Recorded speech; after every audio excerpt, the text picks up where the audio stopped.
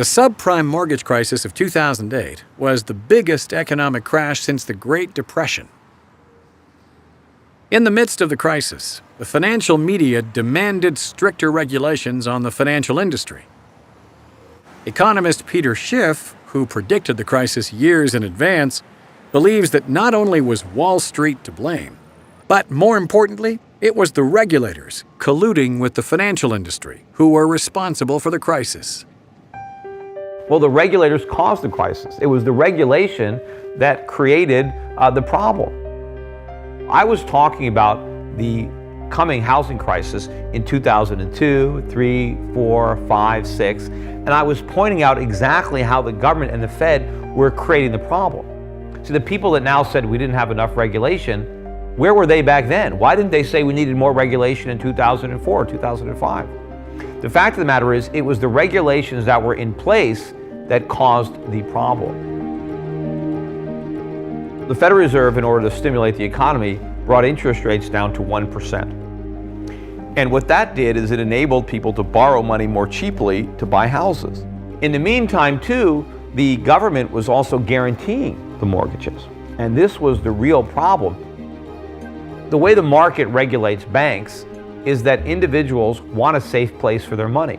And so they will shop around for a safe place. Therefore, market pressures force the banks to do prudent things to attract deposits. But once the government comes in and says, your money is safe no matter what, now the customer doesn't value safety anymore because the government has guaranteed it.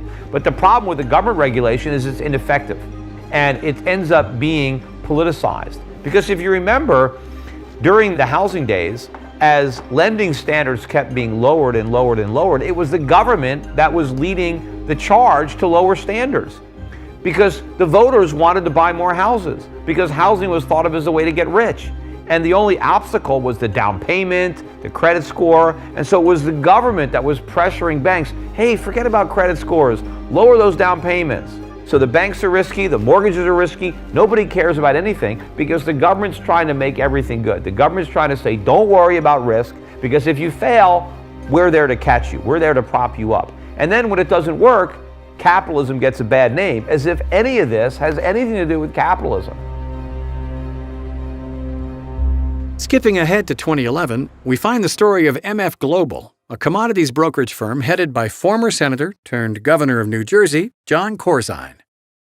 It wasn't a pleasant return to Capitol Hill for former Senator John Corzine. He was subpoenaed to tell lawmakers how the company he headed, MF Global, collapsed and what happened to $1.2 billion of customers' money. I simply do not know where the money is or why the accounts have not been reconciled to date. Don't you hate it when you can't find your keys, your phone, or $1 billion of other people's money? It's so frustrating. But as uncomfortable as Corzine may have been sitting there and pretending to feel bad, others felt a little more MF'd by the situation. I got burned by the MF Global scandal. That's when John Corzine, the former governor, Democratic governor of New Jersey, and former senator of New Jersey, and former head of the Goldman Sachs gang, after he did a stint with those, he was the head of MF Global. Yeah, MF. Perfect. MF Global went into my segregated account and stole my money. 6 figures, and I work hard for my money. I wasn't speculating in the markets. He went in and stole my money. While investigating how this money was stolen out of his account without the financial regulators intervening, Mr. Salente's investigations found the telltale squeak of the revolving door. The CFTC is the agency which regulates brokerage firms like MF Global. At the time of the MF robbery, the CFTC was headed by one Gary Gensler, a close colleague of Corzine's.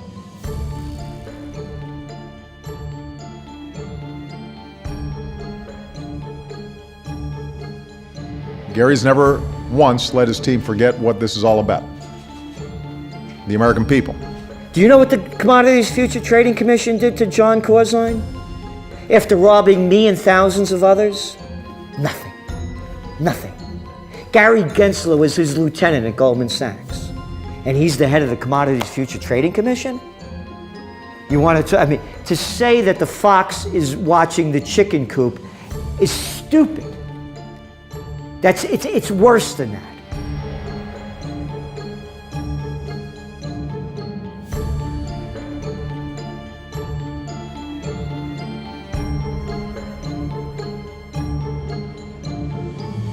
The MF Global collapse is an example of the alliance between regulators and big business in the financial industry.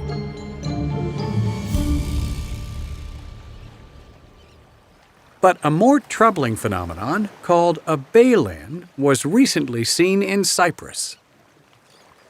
Even in my direst predictions in this Parliament over the years about the way the EU bosses were behaving, never did I think that they would, in a completely unprecedented manner, resort to stealing money from people's bank accounts.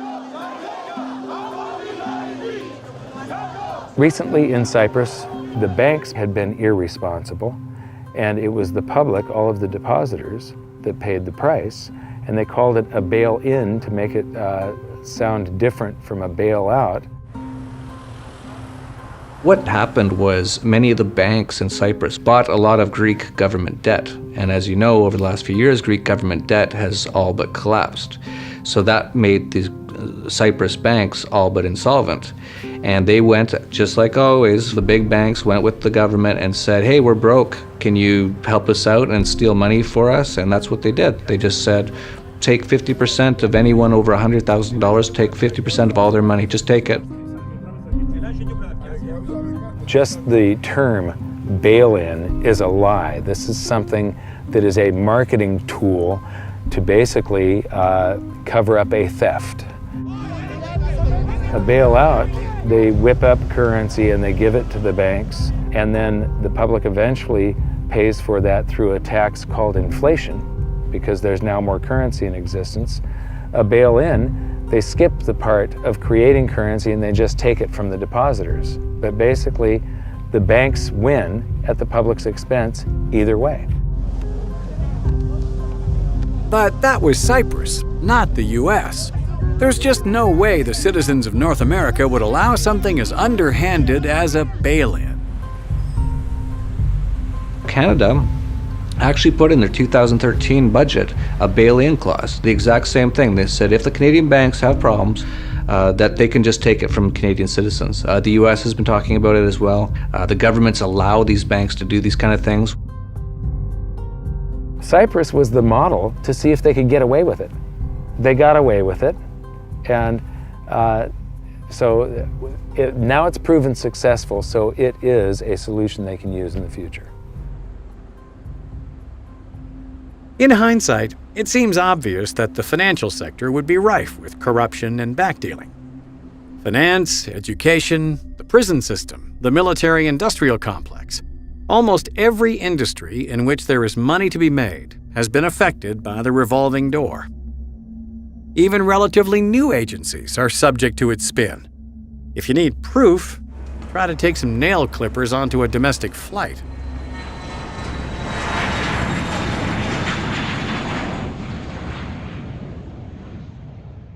When you go to the airport, the TSA agents, want to go out and they want to invade your privacy. They want to look through your bags. They want to do all of this stuff.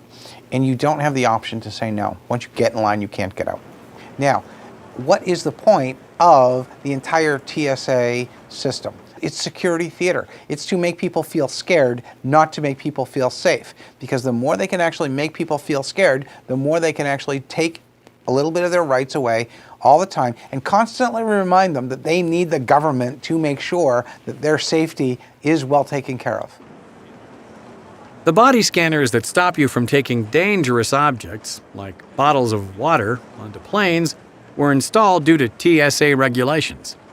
As head of the Department of Homeland Security, Michael Chertoff required every airport in the country have those scanners installed. For our safety, of course. This technology allows us to detect any item concealed on a person's body, including molded plastic hidden under clothing. The scanners themselves are built and installed by a company called Rapiscan. Can you guess who worked as a consultant for Rapiscan after leaving Homeland Security? Oh yeah, I remember. Let me see. Cherkoff. He was the head of the Homeland Security right after the underpants bomber. Right after that happened, Cherkoff, whatever his name is, he appeared on all the national media. We have to get them X-ray machines in there. Rapid scam, somebody's scam. That's the name of the company. Yeah, well, they X-ray you. They X-ray you. Oh, son of a gun. Wow. Cherkoff is a consultant for that company after he left Homeland Security. Okay, let's get this straight. GMOs, safe. Raw milk, unsafe. Preparing poultry in the open air is unsanitary, but drugs that cause heart attacks are fine. Blasting a joint will make you want to kill. Getting X-rayed at the airport is vital to national security, and stealing from your customers is okay, provided you do it $1 billion at a time. With regulatory agencies so deeply entangled with big business, it's almost impossible to know whether the rules we live by are there for our safety or someone else's financial benefit. Whatever the reason, the end result is our lives are now so heavily manipulated by the desires of others that our choices are becoming more and more limited. That's what government regulation is all about. It's all about limiting your choices. The government wants to make those choices for you. They want to take away your freedom to choose. The choices that you make, the types of food that you eat, right? All of this is determined for you by the government. And why can't we make choices? Right? That's what freedom is about. The politicians think that, hey, it's important that we all vote. They can trust us to vote, but they can't trust us to make these basic decisions about whether we should buy a house or whether we should rent a house, or should we use this broker or that broker, or should I put on my seatbelt, or should I wear a helmet, or should I smoke cigarettes, or all these choices need to be made by the government. But somehow we're smart enough to vote, but we're too dumb to do just about anything else. This over-regulation has implications other than just limiting our choices. By giving government agencies the authority to regulate our lives, even in the name of protection, it has led to an expansion of government power at the expense of individual freedoms. What's the old saying? Give them an inch, and they'll take your money, life, and favorite dairy products? Something like that. The more laws there are, the more rules and regulations there are, the more taxes there are, the less freedom you have. I mean, that's what freedom is. It's freedom from government. So when people are free, it means that they do what they want. They don't have to do what the government tells them. Career bureaucrats are usually dedicated pro-regulatory people. They are fans of state paternalism, of government making individual choices. And the result of that is to really deprive individuals of sovereignty. It makes individuals mere functionaries of the state rather than people who can pursue their own self-interest and enjoy the benefits and blessings of liberty. It really does come down to who owns me, who owns the individual. You can't have a system that denies choice, trying to protect us from the risk of bad choice, and preserve the freedom to make good choices. That's the problem. You can't have it both ways. Freedom requires risk. Should I wear a seatbelt? Is this bank a safe place to keep my money? Do I need insurance? We're all so busy with our daily lives that making important decisions can become overwhelmingly daunting. A lot of people prefer the freedom from making choices, even if it means the choices being made for them aren't the best. The idea that government should make our choices for us is one that a lot of people prefer, rather than to make their own choices. But once the point is reached, like in the former Soviet Union, when choices are made for you by the government to such an extent that it destroys the economy, that it destroys free agency, that it renders everyone a servant and the state a master, then at some point individuals come in large numbers to the conclusion that they're not getting what they were promised, that they are overtaxed, that they're overregulated, that their choices are limited, that paternalism is disgusting, it's caused me heartache, and I'm going to reject it. I want my freedom. Until that point is reached, most people will be content with their comfortable lives and the choices still available to them. The hardworking people don't have time to watch or hear what's going on. They're working 24/7. They're trying to make ends meet. So, what does America watch? Hey, Kim Kardashian's pregnant. She's going to have a kid real soon. The media makes sure that we don't dwell very long on any really serious issue.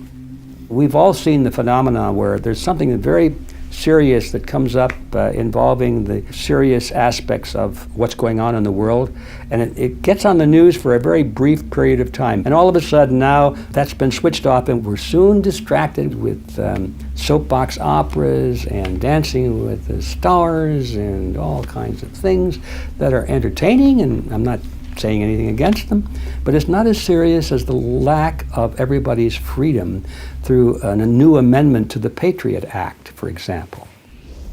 The media may try their best to give us a fair and balanced opinion of world events, but there are now other avenues available for those seeking unfiltered news. The way that the net and the web were built involves a lot of decentralization. It moves power into the hands of the people sending and receiving messages, as opposed to the people in the middle that are handing them off. And that is a scary prospect for entrenched stakeholders. Any alternative media, other than the corporate media that is so rigidly controlled, is a threat.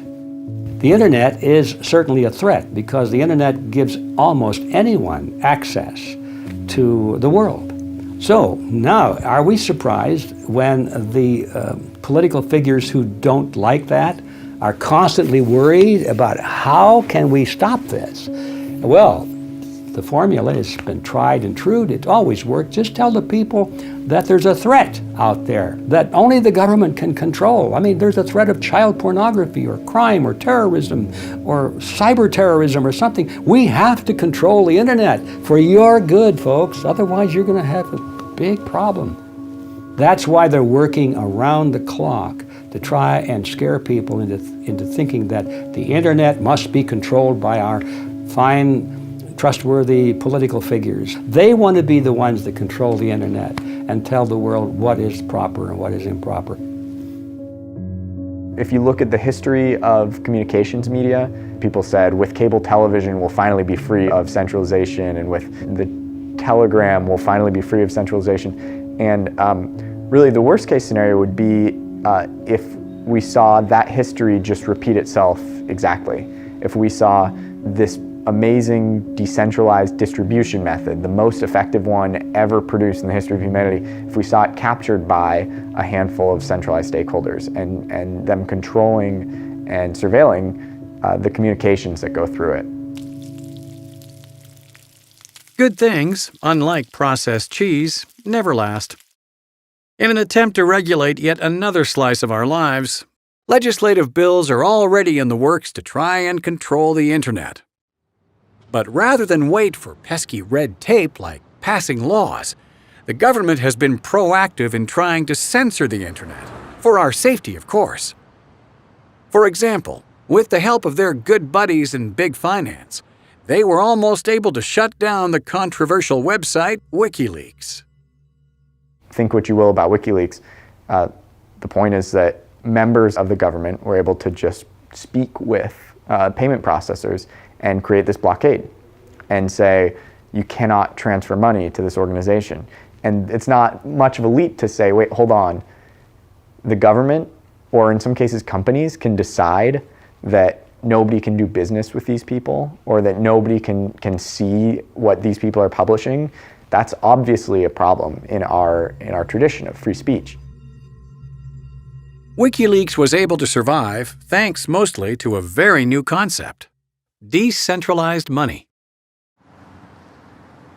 Unlike most currencies in the world, which are created and regulated by central banks, decentralized currency, such as Bitcoin, is created by the people, and as such is almost impossible to control.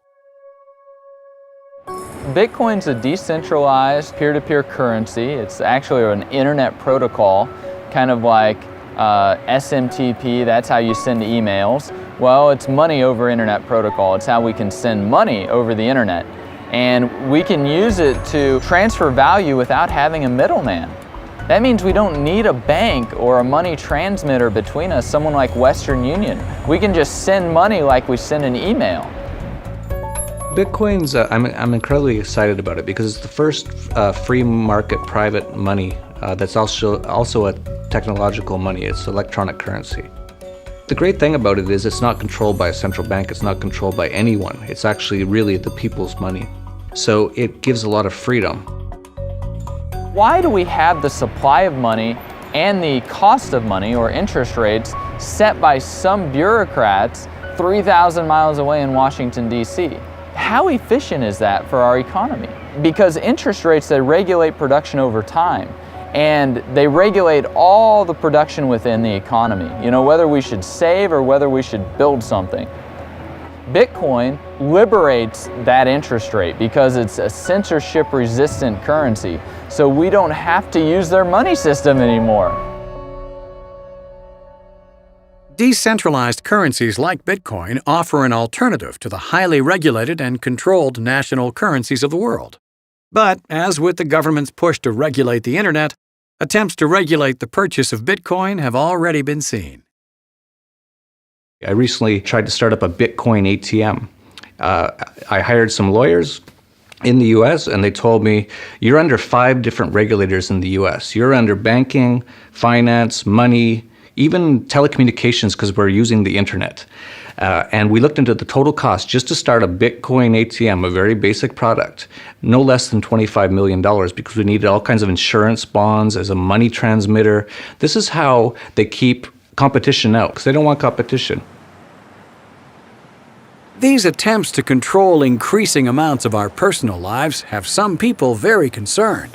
And with each successive law or regulation, the temptation to opt out entirely becomes more and more appealing. There are some people that are abandoning ship. They see the ship is sinking. They don't know whether it's going to sink for sure or stay afloat somehow. They don't want to stay around to find out. They're just leaving while the getting's good. And I'm not going to tell somebody not to leave because I don't know for sure how bad it may or may not get. Jeff Berwick is someone who has already decided to opt out. To this end, he formed an expat community in Chile, hoping to create a haven for freedom-loving people who can no longer tolerate the government encroachment in their personal affairs.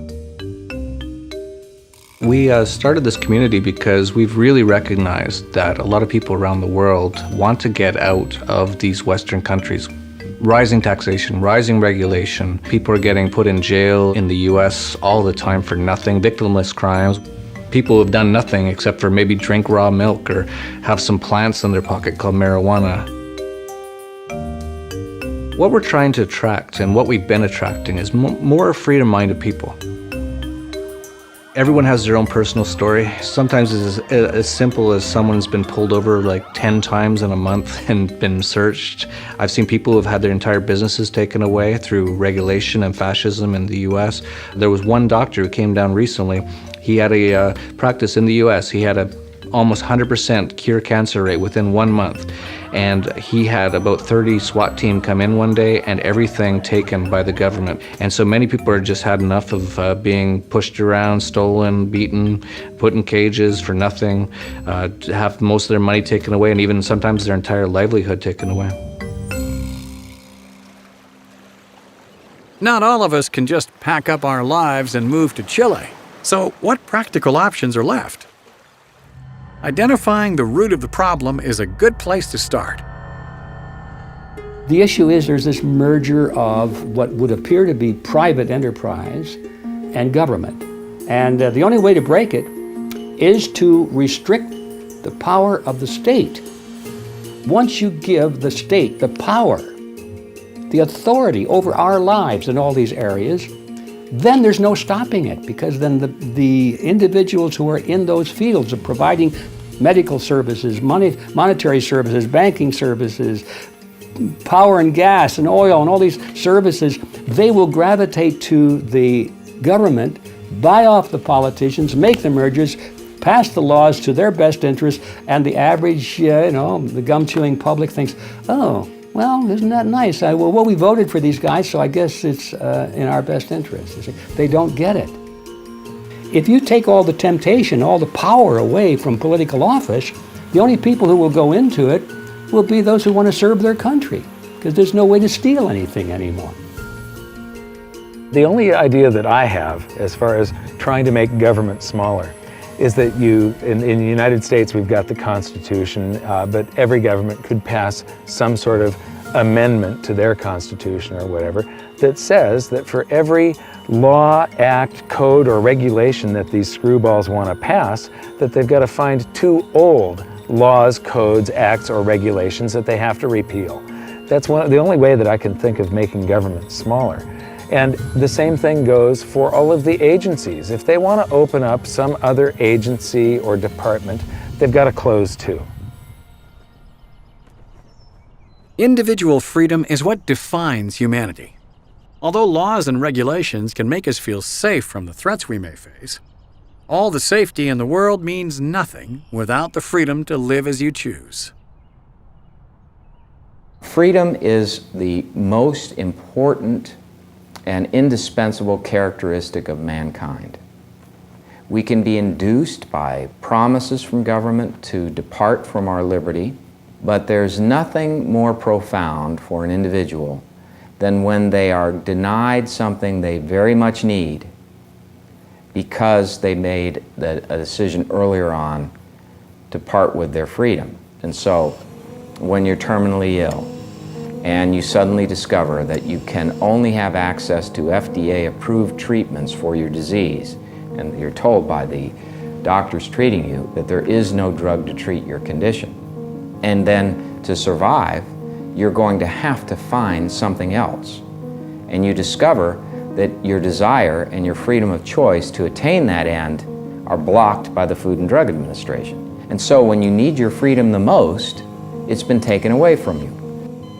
When you've been in a family that has had a milk farm for 300 years or more, and suddenly federal agents come in and they do a raid on your farm as if you were a drug kingpin engaged in international drug sales, and you're only selling milk. And then you realize your whole life has been turned upside down. Or you are a small businessman who discovers that just to operate a gas station, you have to comply with EPA regulations that will cost you more than it will to run the gas station in profit. Or you find out that you want to have a food establishment, a restaurant, and you discover that federal and state and local regulations affecting your food establishment are so great that you have to have lawyers, and you have to have accountants, and you have to have individuals specially trained to comply, and you have to fill out all these forms, and you have to pay all these fees, and you have to get separate licenses just to be in the business of reselling food others have already manufactured and put in the marketplace. It's the end of liberty.